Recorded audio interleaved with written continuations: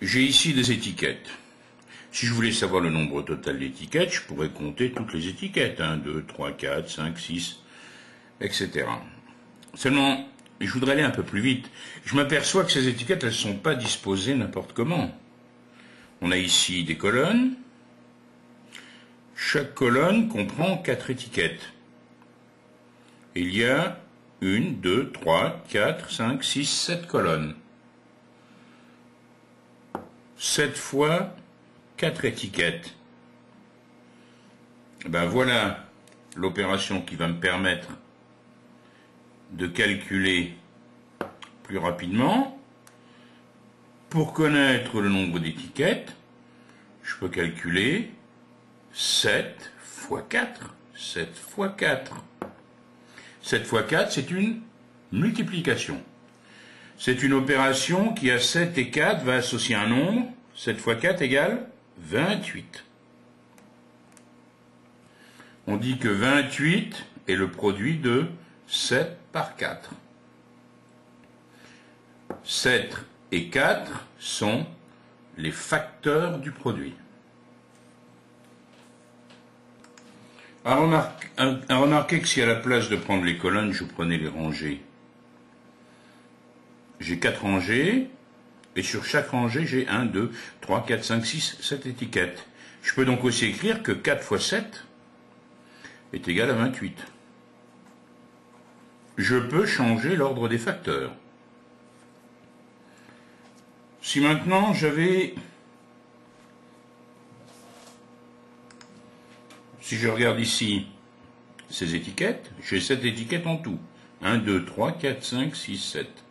De la même façon que ce que j'ai fait précédemment, je peux donc dire que 7 fois 1, 7 fois une étiquette, ça me donne 7 étiquettes. Et si je considère maintenant une colonne avec 7 étiquettes, je peux aussi écrire que 1 fois 7, 1 fois 7 égale 7. Si je multiplie un nombre par 1, ce nombre ne change pas. Dernière chose, quand vous multipliez un nombre par 0, si vous faites 3 fois 0, 3 fois rien. 3 fois 0, ça donne 0. 0 fois 3, ça donne 0. Quand vous multipliez un nombre par 0, vous obtenez 0. Pour pouvoir faire facilement des multiplications, des opérations, il faut absolument connaître ce qu'on appelle des tables de multiplication. Les tables de multiplication, c'est rien d'autre que les premières multiplications avec des chiffres ou avec des nombres assez simples. On a la table de 2, de 3, de 8, de 4, de 5, etc. Alors moi, je vous conseille la méthode suivante. Vous préparez des étiquettes. Vous les voyez, des étiquettes sans les réponses. Vous les découpez, ces étiquettes, toutes les étiquettes correspondant à des tables de multiplication que vous désirez savoir, et vous les mettez dans une enveloppe ou dans une boîte. Les voilà, ces étiquettes. Ensuite, tous les soirs, je vous conseille de retourner cette boîte, de l'avoir ainsi en tas devant vous, et de prendre une étiquette à chaque fois. Par exemple, je prends cette étiquette, 5 fois 8, tout de suite je dois dire 5 fois 8, 40. Je le sais celui-là. Je continue, je vide ma boîte. J'en suis 3 fois 3, 9. Je continue. 7 fois 2, 7 fois 2, 14. 9 fois 7, 9 fois 7, je ne sais plus, 9 fois 7. Je regarde sur la table que j'ai à portée de main. Vous l'avez sûrement derrière un cahier d'ailleurs. 9 fois 7, ça me fait 63. Donc vous le répétez 3 fois. 9 fois 7, 63. 9 fois 7, 63. 9 fois 7, 63. Et vous continuez jusqu'à ce que votre boîte soit vide. Je vous garantis qu'au bout d'une semaine, ou au maximum 15 jours, vous saurez vos tables. Mais il faut absolument tous les jours faire ce travail-là. Alors peut-être que vous n'êtes pas obligé de prendre toutes les étiquettes. Vous pouvez très bien, au départ, prendre, mettons, la table de 3 ou la table de 9, celle que vous voulez travailler. À ce moment-là, vous aurez devant vous seulement 9 étiquettes. Et vous faites le même travail. Vous videz 3 fois votre tas d'étiquettes. Et ensuite, vous pouvez très bien compléter ce tas d'étiquettes en mettant toutes les tables de multiplication que vous devez connaître. Il en va de même pour les tables d'addition. Alors voyons quelques cas particuliers. Si je dois multiplier un nombre par 10, par exemple 5,6. 5,6 multiplié par 10, le nombre que je vais obtenir sera 10 fois plus grand que 5,6. En fait, ça revient à déplacer la virgule d'un rang vers la droite. J'obtiens alors 56. Mais si j'ai 38 multiplié par 10, là aussi, il s'agit de déplacer la virgule d'un rang vers la droite, mais 38, il n'y a pas de virgule. Ben si, on a une. 38, on pourrait très bien écrire 38,0.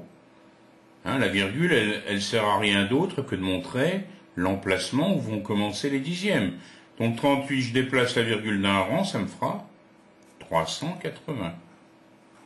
De la même façon, si j'ai 5,7 fois 100 maintenant, il faut que j'obtienne un nombre plus grand. Je vais déplacer la virgule de combien de rangs? De 2 rangs vers la droite. Alors attention, je déplace d'un rang, ça me fait 57 ici. Et ensuite, je continue comme pour 38. Et j'ajoute le 0. 5,7, une fois, deux fois. C'est comme si j'avais 0 ici. Si maintenant j'ai 0,5 multiplié par 1000, eh bien je déplace la virgule de 3 rangs. 1, 2, 3. Donc il va y avoir 2 zéros après le 5. J'obtiens 500. Si j'écris maintenant 3 multiplié par 0,1, 0,1 c'est un dixième. 3 fois un dixième, ça me donnera 3 dixièmes. Et 3 dixièmes, c'est plus petit que 1. Donc le nombre qu'il faut que j'obtienne ici, il sera plus petit que 3. Donc, contrairement à ce que nous venons de faire il y a quelques instants, nous n'allons pas décaler la virgule vers la droite, mais vers la gauche. Ici, je vais décaler la virgule d'un rang vers la gauche. J'ai 3, c'est comme si la virgule était là, je le décale d'un rang. J'arrive ici, je la mets, et je mets le 0 qui manque. Ça me fait 0,3. Si j'écris maintenant 1,7 fois 0,01, il faut que je décale de combien de rangs? De 2 rangs. Là, je suis au centième. Donc ici, si je mets mon stylo à l'emplacement où était la virgule, elle était ici. De 2 rangs vers la gauche, 1 rang, 2 rangs. Elle est ici, ma virgule, attention. Il faut que je mette les zéros qui manquent. Ça me donne 0,017. Si j'ai 56,9, multiplié ce coup-ci par 0,001. Alors là, attention, je vais décaler vers la gauche de combien? 1, 2, 3 rangs. Je mets mon stylo à l'emplacement où était la virgule. 1, 2, 3. Et je mets les zéros qui manquent.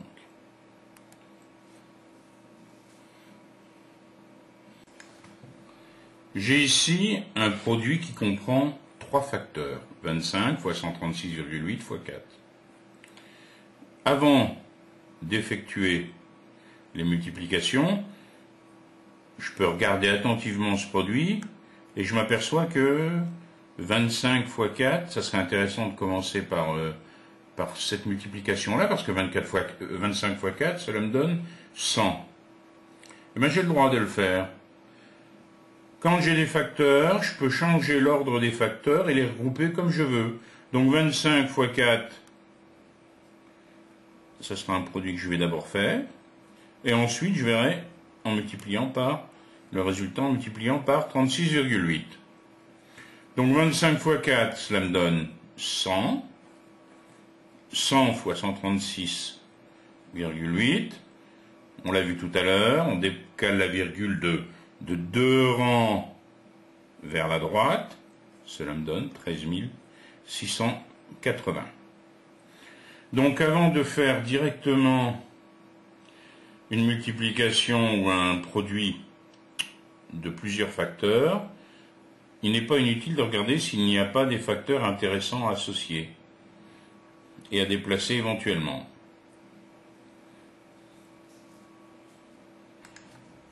De la même façon que nous avions parlé de l'ordre de grandeur pour l'addition ou la soustraction, on peut très bien évaluer un ordre de grandeur pour un produit.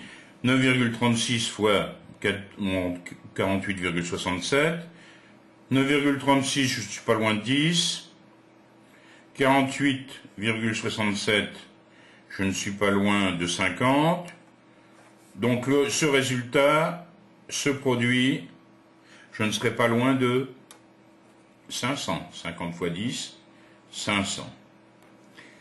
Alors comme on l'avait dit pour l'addition, on peut trouver différents ordres de grandeur. Quelqu'un par exemple peut très bien dire, bon 9,36 effectivement c'est pas loin de 10, mais 48,67 c'est pas loin de 45, je vais obtenir 45 fois 10. Il aura peut-être un ordre de grandeur moins précis que celui que nous avons donné, mais ce sera aussi un ordre de grandeur. Si j'ai maintenant 21,4 multiplié par 0,86, 21,4 je ne suis pas loin de 20, 0,86 je ne suis pas loin de 1, 20 multiplié par 1 évidemment, 20.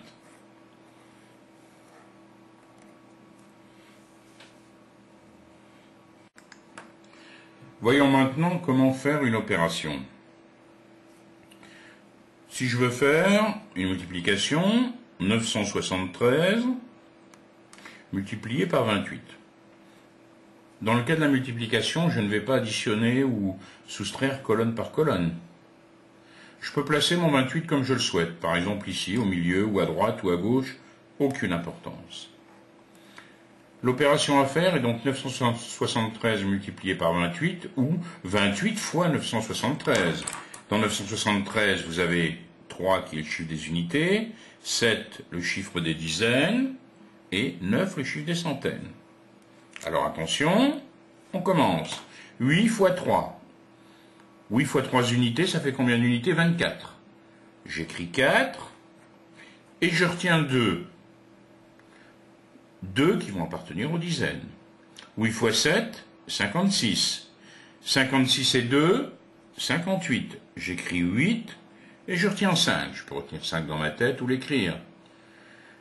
8 fois 9, 72. 72 et 5, 77. Donc j'ai multiplié les unités, j'ai multiplié les dizaines, j'ai multiplié les centaines. Je continue. 2 fois 3, cela me fait 6. Mais je me suis décalé. Pourquoi je me suis décalé? Parce qu'il faut que je sois ici, dans la colonne des dizaines, puisque 2 correspond à 2 dizaines. On continue. 2 fois 7, 14. J'écris 4 et je retiens 1. 2 fois 9, 18 et 1, 19.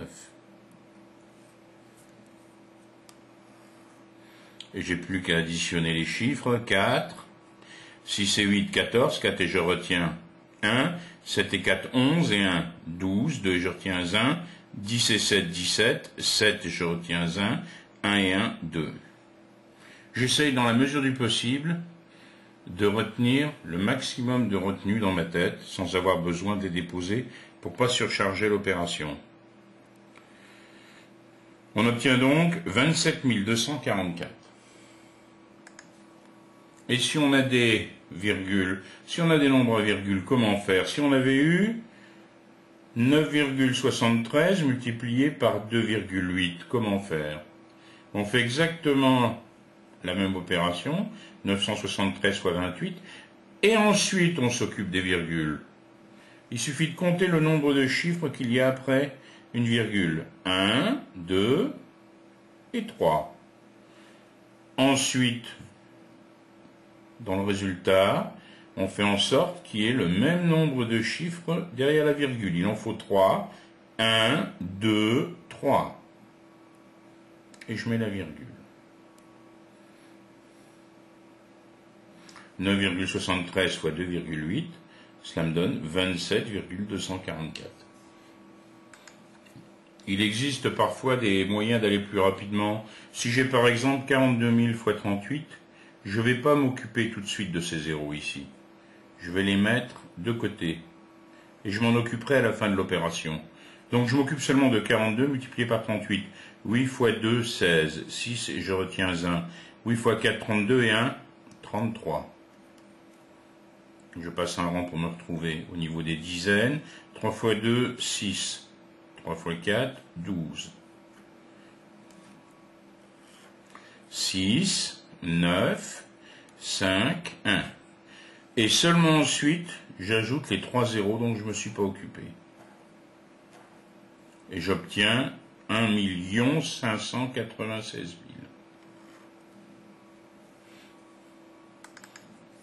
« 7600 multiplié par 0,031.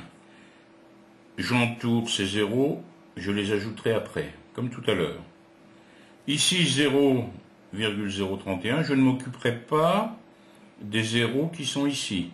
Ça me ferait des lignes de zéros en plus, ça ne sert à rien. Donc je vais m'occuper de l'opération 76 multiplié par 31, et ensuite j'ajouterai les 2 zéros que j'ai mis de côté, et puis enfin je tiendrai compte de la virgule. 1 fois 6, 6. 1 fois 7, 7. 3 fois 6, 18. 8 et je retiens 1. 3 fois 7, 21 et 1, 22. Ensuite, j'additionne 6, 7 et 8, 15. 5 et je retiens 1. 1 et 2, 3, 2. J'ajoute les 2 zéros tout de suite. Et je termine en m'occupant de la virgule. 1, 2, 3 chiffres derrière la virgule. 1, 2, 3 chiffres. Je me retrouve ici. Bon, si je le veux, je peux barrer ces 2 zéros qui ne servent à rien. La multiplication. D'abord un petit rappel.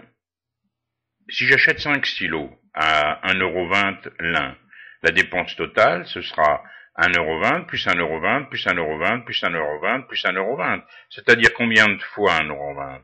5 fois le nombre 1,2. Donc comment cela s'écrit? Cela s'écrit plus simplement sous forme de multiplication.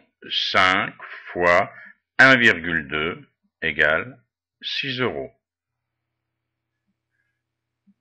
Alors prenons une multiplication.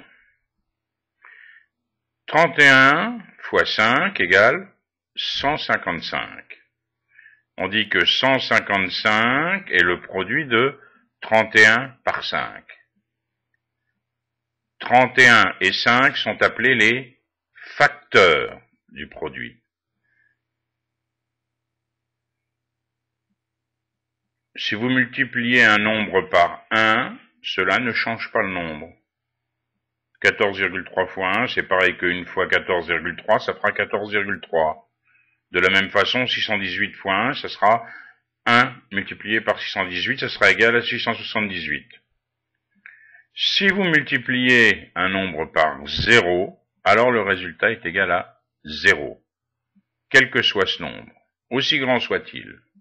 456,7 fois 0, c'est pareil que 0 fois 456,7, c'est égal à 0. Quelques propriétés de la multiplication. Pour multiplier par 10, par 100, par 1000, il suffit de décaler la virgule du nombre vers la droite en complétant par le nombre de zéros nécessaire. Mais attention, si je multiplie par 100, la virgule, il va falloir la décaler de combien de rangs? De 2 rangs. Si je multiplie par 10, d'un seul rang. Si je multiplie par 1000, ça serait de 3 rangs. Alors ici, j'ai 89 fois 100. 89 n'a pas de virgule, mais si on plaçait une virgule avant le rang des dixièmes, elle serait placée ici, juste derrière le 9. Et si on décale la virgule de 2 rangs, on est obligé de compléter avec des zéros, cela me donne 8900.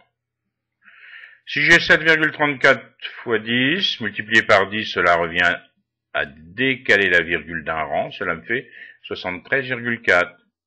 13,2 fois 100, attention, je vais décaler de 2 rangs. J'arrive ici quand j'ai décalé d'un rang. Et un deuxième rang, je suis obligé de compléter avec un 0. Deuxième propriété.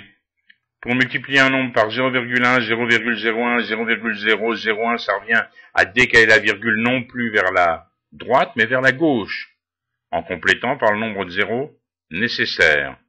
Alors attention, si je multiplie par 0,1, je décale d'un seul rang vers la gauche. Ici, 89 fois 0,1, ça me ferait 8,9. 7,34 fois 0,01. Ici, 0,01, j'ai deux chiffres après la virgule. Je vais décaler de 2 rangs vers la gauche. Je démarre d'ici. Un rang, je suis ici, 2 rangs. C'est à cet emplacement qu'est la virgule. Je mets les zéros nécessaires. Et enfin, 13,2 fois 0,1 qui me fait 1,32. Enfin, la dernière propriété, elle est du même genre que celle qu'on avait vue pour l'addition, vous vous souvenez? Pour calculer un produit, on peut changer l'ordre des facteurs et les regrouper comme on le veut. Alors ça peut être parfois astucieux. Si j'ai 4 fois 35,5 fois 2,5, si je vois tout de suite que 4 fois 2,5 va me donner un nombre intéressant, ça va me donner 10. Donc l'opération sera beaucoup plus facile à effectuer. Je regroupe 4 et 2,5, j'obtiens 10 fois 35,5, ce qui me fait 355. De la même façon que nous avions parlé d'ordre de grandeur avec l'addition ou la soustraction, on peut donner un ordre de grandeur de certains produits. Par exemple, 9,8 multiplié par 152,3. 9,8, c'est très près de 10. 152,3, c'est très près de 150. Donc, ce produit 9,8 fois 152,3 sera très proche de 10 fois 150, soit environ 1500. De la même façon, ici, j'ai 37,19 et 30,3. 37,19 n'est pas très éloigné de 40. 30,3 n'est pas très éloigné de 30. Je multiplie 40 par 30, j'obtiens 1200. 1200, c'est un ordre de grandeur de 37,19 fois 30,3.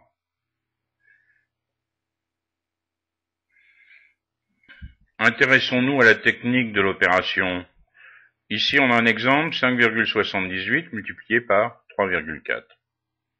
Toujours, quand j'ai une opération à faire, je commence par prendre le chiffre des unités qui est le plus à droite ici en dessous. Ici, c'est 4.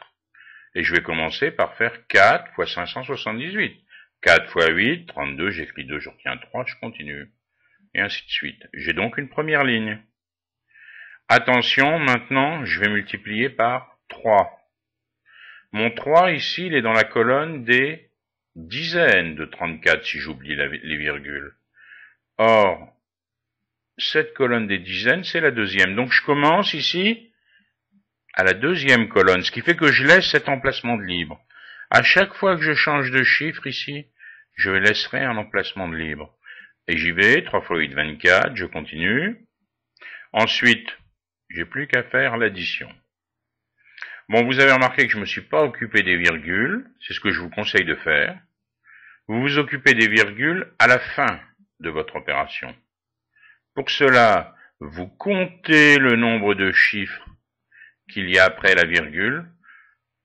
Ici, il y a 2 chiffres après la virgule pour 5,78, plus un chiffre après la virgule pour 3,4. Ça fait combien de chiffres après la virgule en tout? 3. Bien ensuite, vous vous arrangez pour mettre la virgule ici de manière à ce qu'il reste 3 chiffres ici, derrière la virgule. 1, 2, 3, je mets donc la virgule ici.